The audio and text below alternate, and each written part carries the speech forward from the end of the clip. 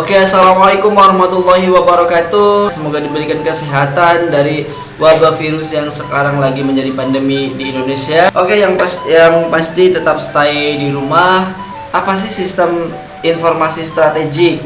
Ya, kemarin saya sudah menjelaskan sistem informasi strategis adalah gimana caranya kita bisa memberikan change atau perubahan dari sistem-sistem yang sudah ada dirubah supaya ada produk yang terunggul dibandingkan produk yang sebelumnya.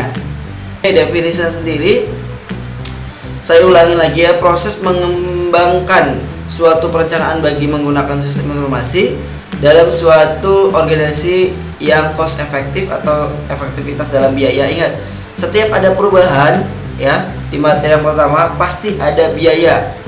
Kalaupun ya tidak ada perubahan juga pasti mengeluarkan biaya. Ada perubahan sedikit mengeluarkan biaya atau perubahan baru. Jadi kegiatan yang lamanya atau aplikasi yang lama, sistem informasi yang lama dihilangkan, kemudian dibuat yang baru, itu akan mengeluarkan biaya yang tidak kecil lagi. Oke ya. Next. Oke, cakupan PSSI. Jadi PSSI ini bukan PSSI sepak bola, tapi PSSI di sini adalah perencanaan strategis sistem informasi. Di materi pertama yaitu sistem informasi strategis tentang apa? Nah, di sini bagaimana caranya perancangan sistem informasi strategis itu sendiri. Oke ya. Oke, cakupan PSSI atau perancangan strategis sistem informasi, perancangan jangka panjang. Jadi perancangan itu ada jangka pendek, jangka menengah, dan jangka panjang. Jangka pendek itu sistem yang kita rancang untuk kegiatan kita sehari-hari. Kalau jangka menengah, progres kira-kira target kita bulan depan atau 3 bulan ke depan atau triwulan atau 6 bulan ke depan itu akan seperti apa. Dan jangka panjang atau visinya untuk sistem informasi itu sendiri digunakan buat apa nantinya. Contohnya, kalau jangka pendek apa Pak? Saya pengen bikin aplikasi atau sebuah sistem informasi informasi desa. Jadi informasi desa tersendiri itu kayak sebatas company profile. Ya udah. Kemudian saya pengen planning sistem jangka menengah ya. Jangka menengah itu misalnya taruhlah saya pengen bikin sistem informasi laporan data. Jadi laporan data kegiatan apapun yang mengenai desa itu bisa dilaporkan atau bisa masuk ke dalam satu database. Nah, jangka panjangnya itu gimana? Perencanaan berdasarkan sasaran bisnisnya. Contoh, saya mau aplikasi ini bakal dipakai terus-terusan. Berarti apa? Kita nggak mungkin bikin di desa itu hanya semacam input data saja, hanya sebatas bikin surat dan sebagainya. Tapi bagaimana caranya? Nanti ada namanya sistem informasi data-data tersebut diolah menjadi sebuah data mining. Jadi misalkan ada data yang pergi ke luar negeri, ada data yang bekerja di luar kota, ada data yang masyarakat miskin dan sebagainya, nanti masuk ke situ semua, nanti bisa diolah dan diatur oleh manajemen senior untuk mendefinisikan permintaan perusahaan terhadap TI, diatur oleh manajemen senior. Jadi TI ini dibutuhkan atau tidak, dikembangkan atau tidak, tergantung dari atasannya.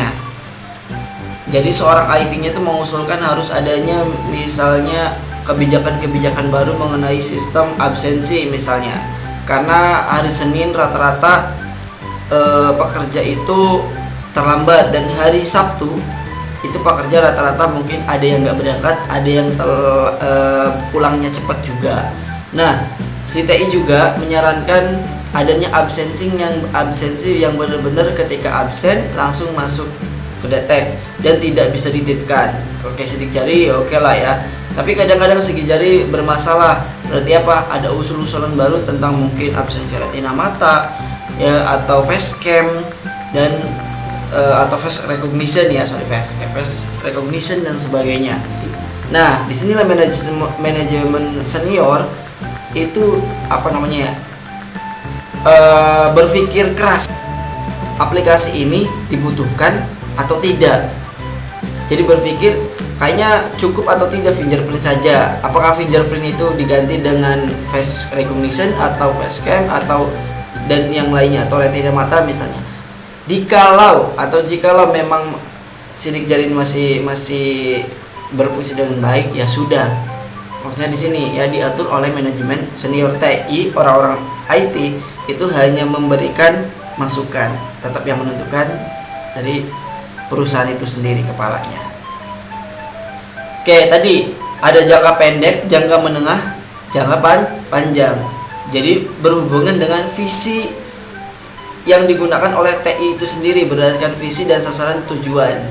Mendefinisikan kebijakan TI, mendefinisikan proses bisnis dan aliran informasi dalam sebuah perusahaan.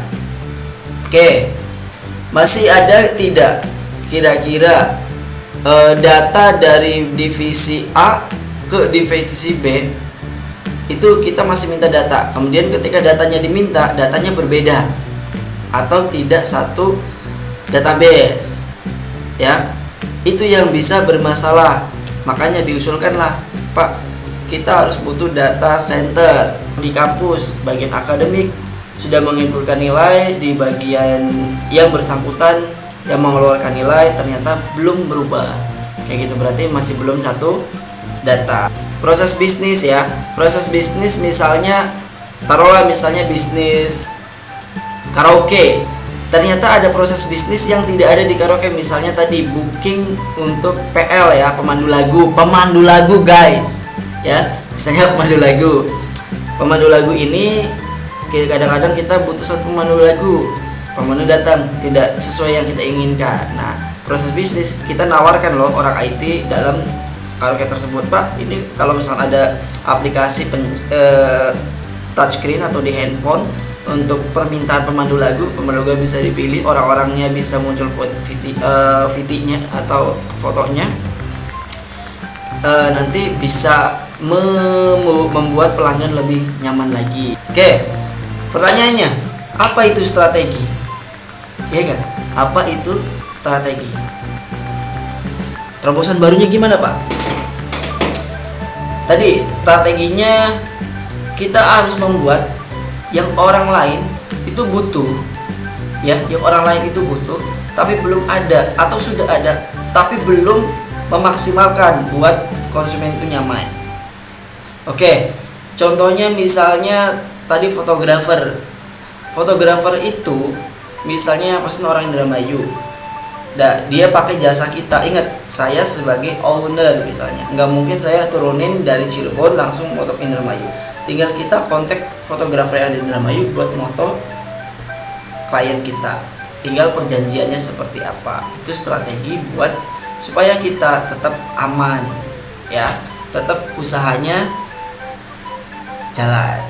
Strategi adalah perencanaan tindakan secara sistematis, ya, dan terperinci. Perencanaan tingkatan jangka panjang untuk mencapai suatu tujuan. Diperlukan strategi agar fleksibel dalam merespons secara tepat terhadap perubahan pasar dan persaingan. Strategi ya, dalam strategi sistem informasi itu ingat perubahan pasar, persaingan, karena ada mungkin kendala-kendala seperti bencana seperti yang sekarang kan, ini perubahan pasarnya sangat signifikan. Dolar naik, rupiah melemah sampai 16.000 sekian, persaingan juga ketat. Bagaimana cara kita menindaklanjuti strateginya? Tadi banyak orang yang bikin masker, ya nggak, di rumah-rumah, penjahit dan sebagainya, dengan sesuai yang dianjurkan, masker kain yang dianjurkan oleh pemerintah itu seperti apa, kayak gitu. Dulu masker harganya jarang sekali orang beli, sekarang masker banyak sekali orang beli. Itu strategi bikin masker yang berbeda. Kadang-kadang orang hanya bikin masker yang biasa-biasa saja, maskernya yang biasa saja. Kalian silakan bikin masker yang unik, kayak gitu. Kemudian yang kedua, strateginya gimana? Pemasaran itu gampang ya. Kalian bisa pasarkan produk-produk tersebut. Nah, strategi untuk sistem informasi dan IT-nya gimana? Cara penjualan masker, kalian bisa strateginya misalnya pakai FB ADS ya. Jadi FB advertising. Jadi kalian bikin fanspage kemudian jual produknya, bisa laku, kayak gitu. Kemudian ada strateginya pakai marketplace. Ya enggak, kalian jual dengan marketplace dengan sediakan rekening dan sebagainya. Itu akan lebih cepat karena harga-harga misalnya kalian buat ketika kalian pabrik, saya yakin rata-rata harganya 4 ribuan misalnya masker kain.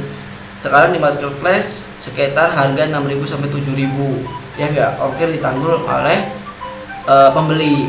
Jadi kalian masih ada untung 2.000 sampai 3.000 per maskernya. Oke, aman ya. Oke, lanjut ya. Strategi kompetitif saingan, ya. Sistem informasi strategi saingan yang kompetitifnya mengenai menjadi beda.